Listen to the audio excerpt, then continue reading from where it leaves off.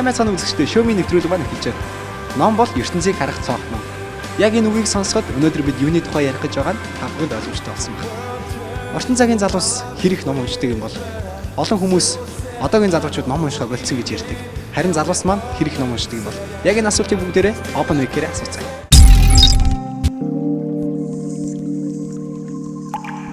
Сайн байна уу? Өөрөө хэрэг ном уншдаг юм бэ? Уншдаг вэ? Хэрэг ном уншдаг вэ? Уншнаа. Хэрэг унших уу? Ер нь тэгээ багшийн хэлсэн номыг уншаад. Гайгүй. Гайгүй. Үгүй. Гайгүйдээ хэдэн ном? Ерөнхийдөө 3 ном л уншсан байгаа. Уншнаа. Хэрэг. Гайгүй. Хэрэг ном уншдаг вэ? Тийм сайн уншдаг шүү дээ. Яг үннийг хэлэхэд бол сайн уншдаг. Баг зэрэг уншдаг. ер нь баг зэрэг. Баг зэрэг ээ. Аха. Тэгвэл хэрэг интернет ордог вэ? Орой алга ордог ш. Интернетээс ч нэг юм уншдаг юм да. Интернетэд л их орно. Юу их үү? Тэгэл ер нь хичээлээ заримдаа аваад заримдаа Facebook гэл яг үнэн л зүйлс тэр. Интернетөө бас нэлээд орно шүү бас. Тэгэхээр ном уншихын ер нь ашиг тусна юу юм бол? Үгийн байлиг сайтай болт шүү дээ. За. Өөр. Тийм тэгээд өөр чин тэг юмдээ бас оюун ухаанаас ингэ сэргээж шүү дээ. Ном уншихгүй бол тэгэл хэцүү шүү дээ. Баш юм тань мэднэ. Тэр нь өөрийнхөө сонирхсан юм л байв шүү дээ. За. Өөр чиний сонирхолтой зүйлүүд юу байна? Энэ нөө электрон талаас тийм. Өөртөө нөгөө мэдлэгийг хоримтуулчлаа. Ирээдүйд одоо ажил мэргэжилтээр гарна. Илүү ухаан сууд юм болов уу гэж бодож байна. Ном нь нөө. Нэг номын ертөнцийг харах тал гэдэг дээ шүү дээ. Тэгэхээр нөгөө ном илүү унших юм бол бид нар бас хуу хүн талаасаа нөгөө бас арай илүү нөгөө сэтгэх хүрээ илүү том байж магадгүй. Ном интернет хоёрын аль нь илүү үн цэнтэй зүйл юм бол? Дэлхийн нийтэд хөл нийлүүлэлт алхахыг өгвөл интернетнаас энэ боломжийн мэдээлэл аав. Тэгээд хэрэг оюун ухаанаа илүү их хөгжүүлэх гэвэл бас ном уншиж болно. Мэдээж ном байлгүй яг. Яагаад? Тэ? Одоо хүн интернетээс одоо юм харлаа гэхэд одоо тэнд бол юм үлдэхгүй шүү дээ. Ном уншлаа гэхэд бол тэнд бол хүнд нь бол нэлээд олон зүйл үлдсэн шүү дээ. Ном нь илүү үнцэнтэй гэж бодож байна. Яагаад тэгэхээр угаасаа эртээр үеэс шүү номоос л ер нь их илүү мэдээллийг авдаг гэсэн шүү дээ. Тийм болохоор үнцэнтэй зүйл гэх юм бол номлох. Интернет бол яг хүний толгой дотор тодорхой хэмжээний мэдлэг өгнө. Гэтэ бас тийм үлдэхгүй байж магадгүй. Би зүгээр тэгжлээч. Интернет ном хоёрын аль нь илүү үн цэнтэй зүйл юм бол? Ном үнцэнтэй зүйл гэж бодож байна. Яагаад? Номон дээр олон мэдэхгүй зүйлүүдийг унших мэдчих таних боломжтой учраас. Ном интернетээр ном Яагаад? ном уншиж байгаа юм чи илүү хүн цэнтэй л. Гэхдээ интернетээр олон зүйлийг авч болно л доо. Гэхдээ илүү их номор уншсан дээр л. Ном нь арай илүү үнцэнтэй ах. Яагаад? Яагаад гэвэл ном ч нөгөө угаасаа хүний нөгөө бодит амьдралаас зохиод нөгөө юу гэдэг лээ. Бодит амьдрал дээр нөгөө тулгуурлаад бичдэг болохоор ном нь арай илүү гэж боддог. За, би зөвхөн таны хувьд асууя заяа. За. Ном баг уншдаг. Тэгээд интернетэд их ордог гэсэн шүү дээ. Орой алга ордог. Тэгтэл таны хувьд ном илүү үн цэнтэй зүйл гэдэг байгаа. Тэгвэл яагаад та үн цэн багтай зүйлийг нь яагаад сонгоод байгаа? Бисгээ арай илүү сонирхолтой болохоор тийш ордог баха. Харин тийм болохоор харин ном унших тийм боломж нь одоохондоо бүрдэхгүй байгаа юм болоо эсвэл Орчин цагийн залуус яг ном унших нь айгүй багассан гэж ярьдаг. Энтэй хэр санал нэгдэх вэ? Одоо мэдхгүй юм та одоо унших ном уншиж л шүү дээ. Хичээл шаардлагатай үед бол. Таны хувьд Би бол уншина. баярлалаа. Ер нь санал нийлэхгүй байна. Айгу олон залуучууд ном уншдаг шүү дээ. Миний мэддэг найзуудын хүрээнд айгу олон ном уншдаг хүн байдаг. Таны хувьд? Юу гэж? Таны хувьд яг тэр хүмүүсийн нэг мөн үү? Тэр тэдний хүрээнд ариу орж чадахгүй баха. ер нь санал нийлнэ. Та тэр уншдаг хүмүүсийн нэг мөн үү? Мөн.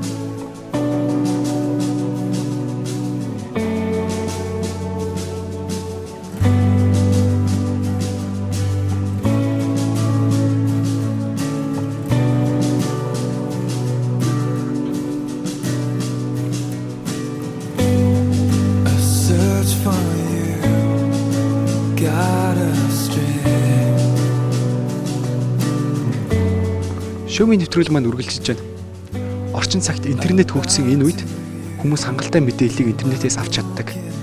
Тийм учраас бид номоос юу авах ёстой юм бол? Яг энэ сэдвийн дагуу бүгдээрээ зөв өнцгөрөө ярилцгаая. Шөөми зөв өнцөг.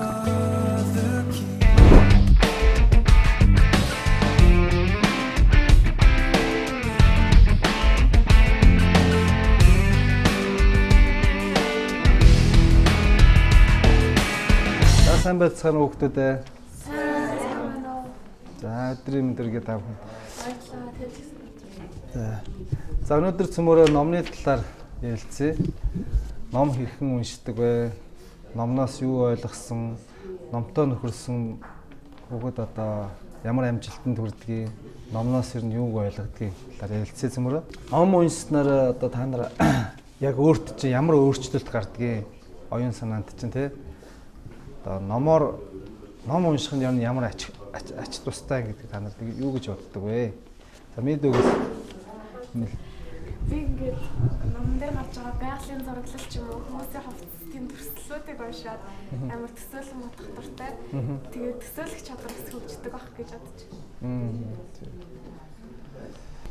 Ном уншаад номон дээрээс одоо хэрэгтэй зүйлсийг шууд хэрэгжүүл чадахгүй гэсэн даа тэрэн дээр ийм байсан даа тийм юм байсан даа гэдэг ч юм уу. Тийм хөлөг хэрэгжүүлэх юм болж байна.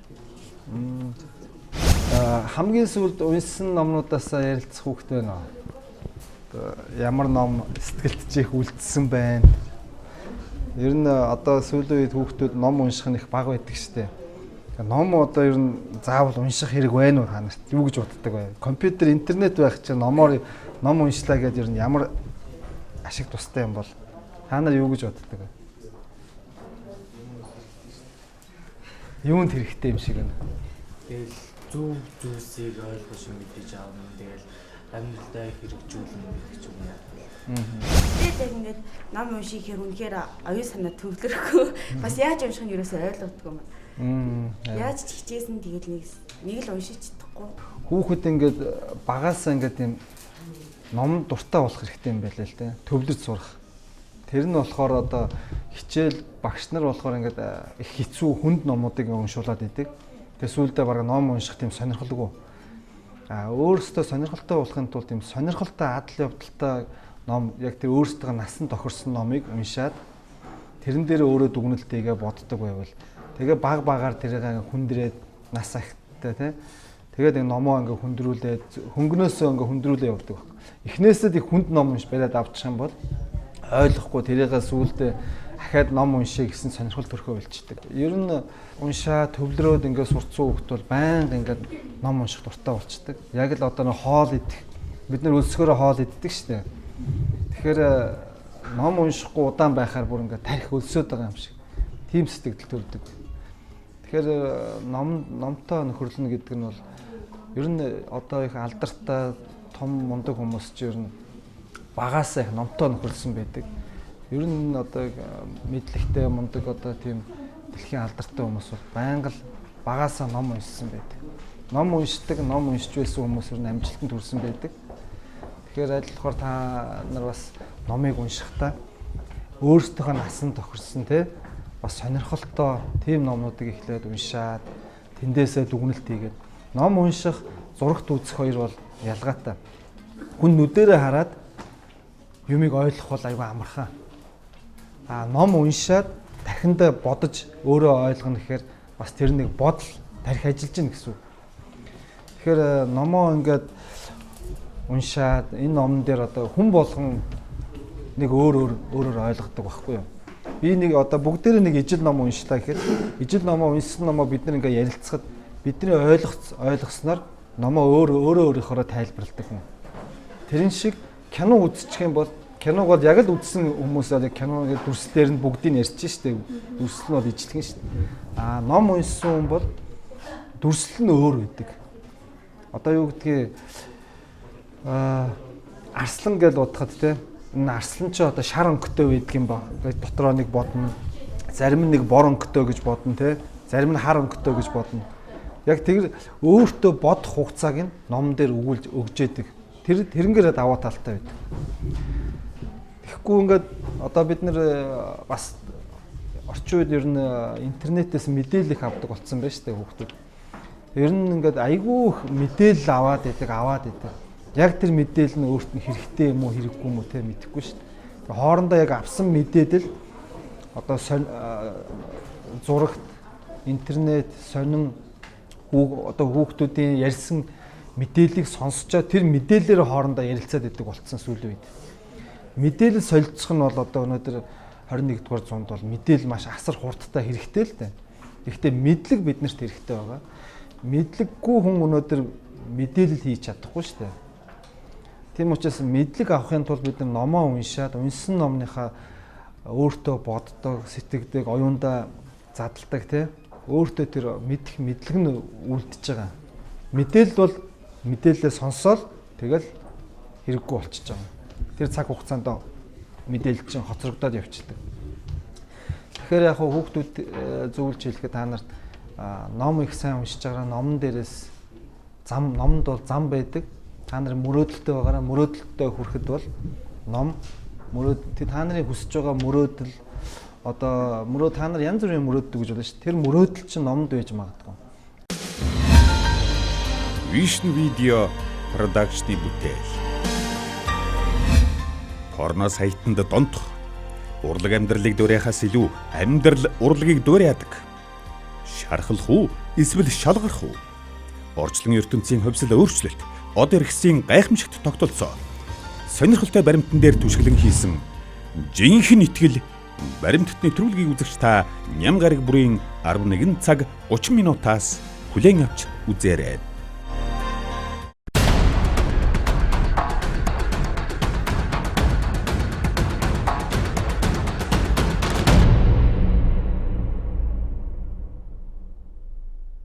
Мүлжүүлж байгаа хүмүүс нь өөрсдөө авах сонирхолтой.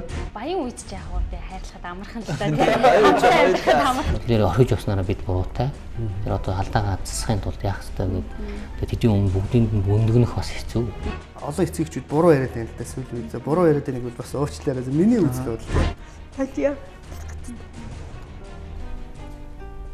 Та нууснаас ч Гэтэ тэгвэл та ингээд хэрвээ эмэгтэй хүн байсан бол гадуур гараад ажил хөөцөлтгöd яваад үзэлтэй. Яг нь эрэгтэй хүн болохоор энийг мэдэрдэг байхал. Ийм хүмүүс одоо ч байдгүй штэ гэж. Хүний намайгны тэр гол хэрэглэгчдийг нь бий болгоод идэг. Зүйл бол ерөөс яалтчгүй порнографи гэж би бас дотроо хардаж явдаг байхгүй. Гэрэлт амьд яриа.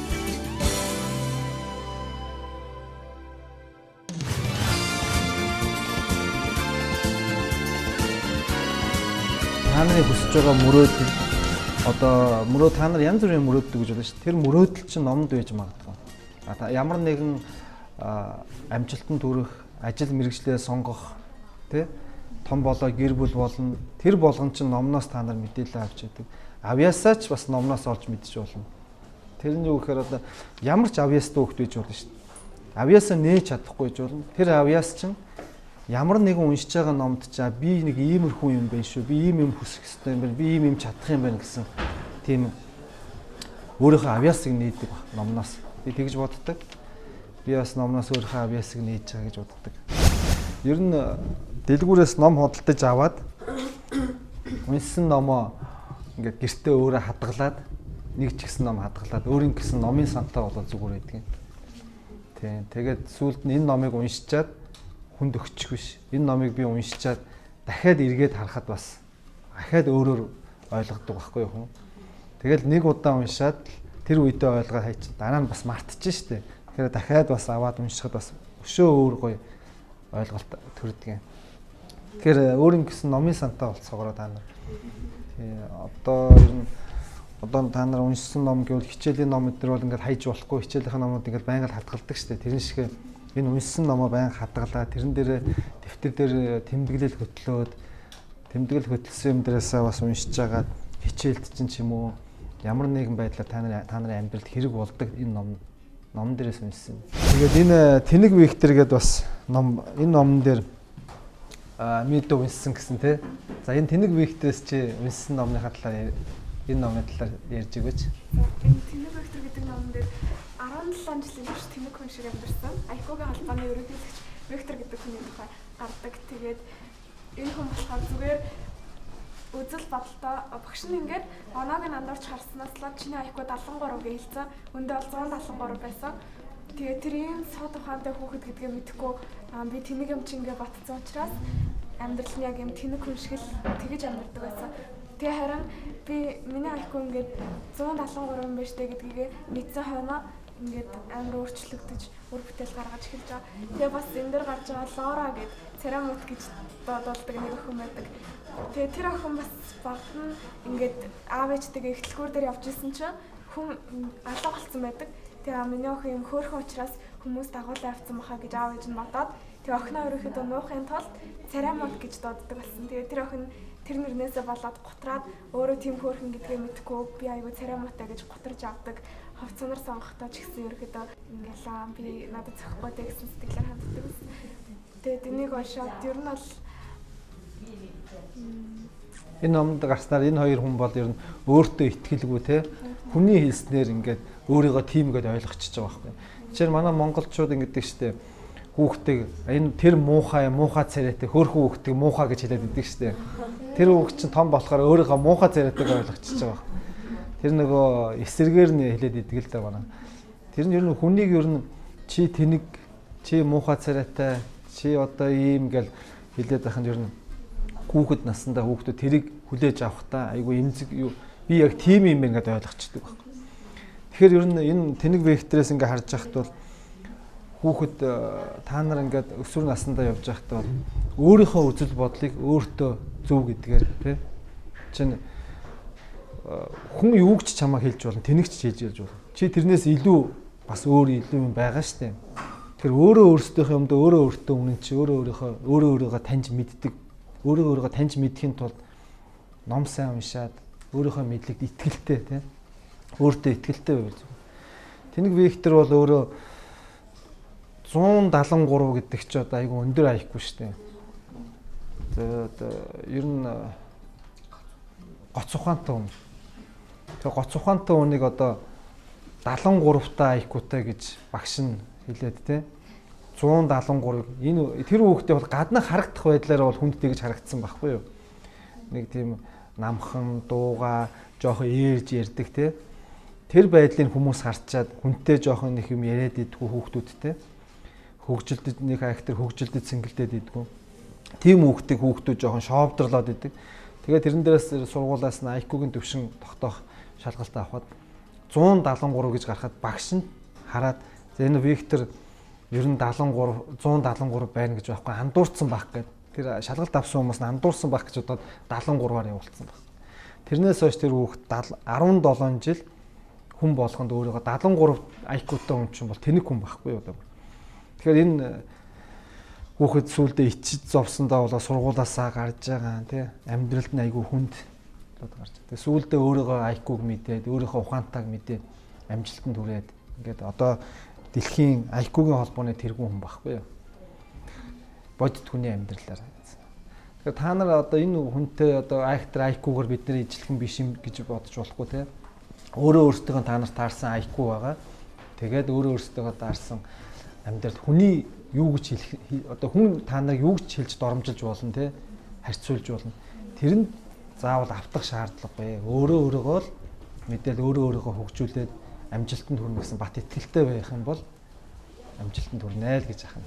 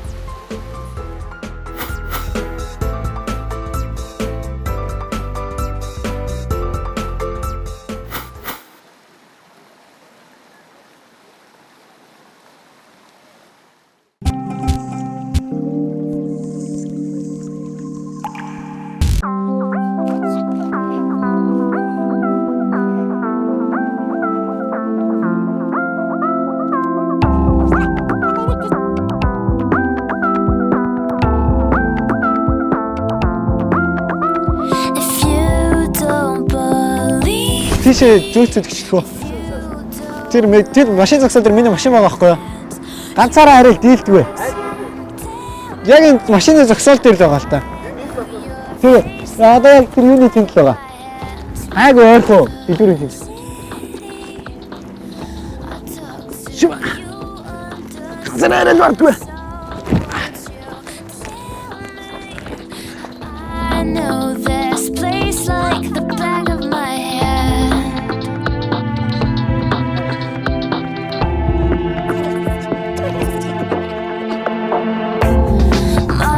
My arms get cold in February air. Please don't lose all of me out there.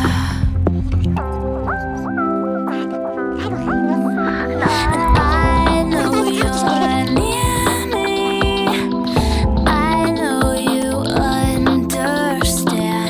Say that you're with me. Оо. Энэ биш. Хойлоо just тийшээ ачиж би. Гурван юм дээр авчихсан. Оо, айц үү. Ийшээ. За энэ хүн дээр. Саний хуцаад. Тийм ээ, сая ийшээ цаашаа орох эргэх хэрэгтэй байсан байна. Энэ харуултаа байхгүй. Чи шууд ийшээ эргэх шууд ийшээ.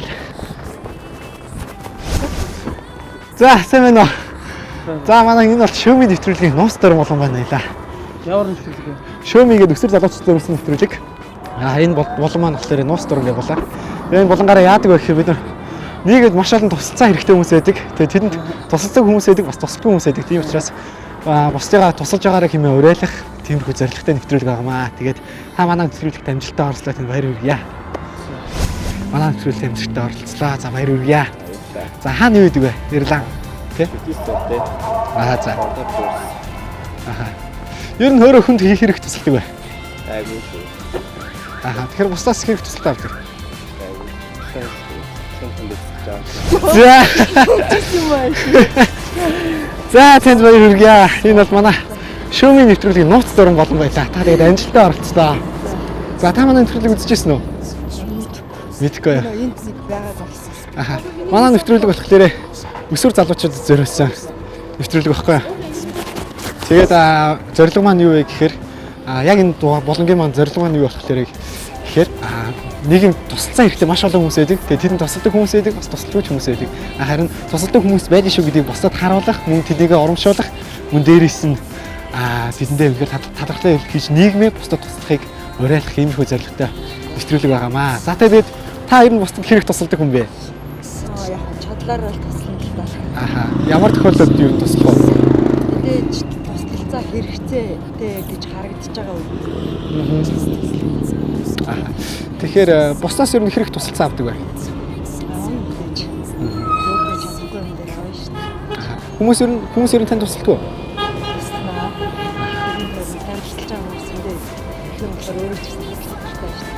За хин гэдэг вэ? Хаана юу гэдэг вэ? Хамаас. За яагаад надад туслая гэж бодож байна. Яагаад гэж туслаа шиж байгаа. Аха, ер нь өөрөө хүнд их хэрэг тусалдаг хүн бай. Тэгээ иймэрхүү юм гарал туслахгүй гэд яах вэ? Аха. Сая өөрөө жоохон завгүй явж ирсэн үгүй юу? Завгүй яарад. Аха. Энэ манай нэвтрүүлгийн логотой билүү байгаа. За энийг өрчин. Манай байгууллага болохоор Eagle Television Христийн нэвтрүүлэг гаргадаг. Imam Mongolia-гийн продакшн байдаг. Эндээс бидний гаргасан Библийн түүх. Энэ манай шүүмийн нэвтрүүлгийн логотой аяг байгаа. Энийг ингээд тэмдэглэж байна. За таны сэтгэл хэр вэ? Баяртай. Түүгээр явж ирсэн. Бөмбөлтэй болчихлоо шүү дээ. Сонд. Юм боо. Ахаа. Баярлалаа. Танаа нэвтрүүлгийн амтаа хийсэн. Баярлалаа. Ахаа. За тэгэхээр та бусдад үзэгчдэд хандаж юу гэж уриалмаар байна? За тэгээд ямар ч байсан санаанд гүйч гэсэн хүн туслах зүйлтэй байж байгаа бол бас цагааш ширхгийн авт юм байна. Гэж туслахтай байгаасай гэж уриалмаар. Сэтгэл хэрэг. За баяа. Ахаа. Тэгээд бусад хүмүүс тандаж юу гэж хэлмээр байна? Бусад хүмүүстэй хандаад тэгээд бүх хүмүүстэй нэг туслаад яваа. Уриалах юу ийм боломжийн юм дээр боломжоор тусчих дөөр яах вэ? За танд баярлалаа. Ном бол түүхийн асар том гэрч. Зүгээр ч нэг гэрч байгаа зогсолгүй бидний мэдлэгийн асар том үндэс юм. Ийм учраас бүгдээрээ үргэлж номыг уншигчид, номыг хайрлагчид байгаарай хэмээн манай нэвтрүүлгийн зүгээс уриалж байна. Ингээд дараагийн дугаар хүртэл түр баяртай залуусаа.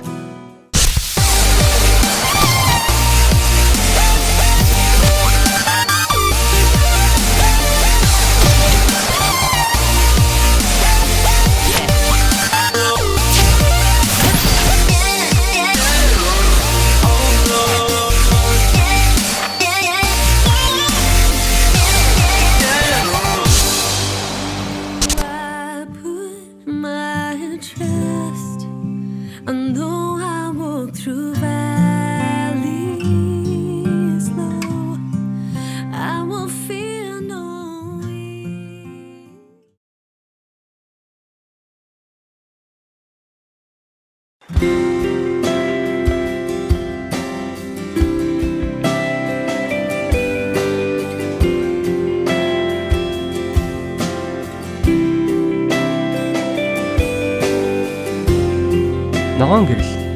Энэ бол таныг урагшаа явж болохыг харуулдаг. Харин улаан бол зогсохыг. Шар гэрэл бол анхааралтай байхыг сануулж байдаг.